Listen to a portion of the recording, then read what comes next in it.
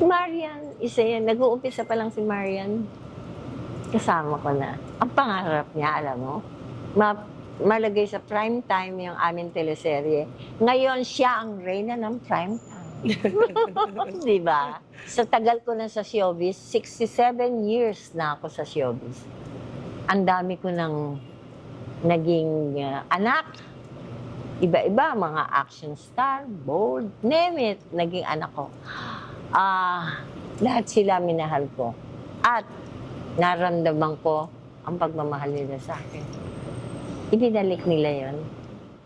Nako, ang dami kong paborito. Kasi ang gagaling nila.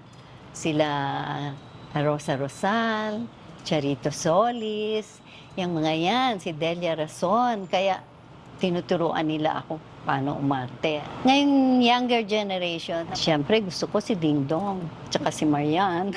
Kasi yung movie nilang yung Rewind, nako, 3 beses namin pinanood ng aking mga kapamilya. Napansin ko magagaling sila umarte. Kasi nga sinasabi ko sa kanila, ang swerte ninyo. Kasi meron na kayong yung workshop.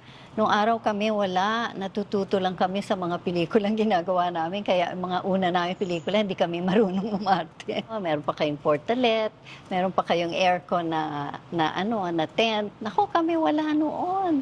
Kaya masarap ngayong maging artista. Mas okay.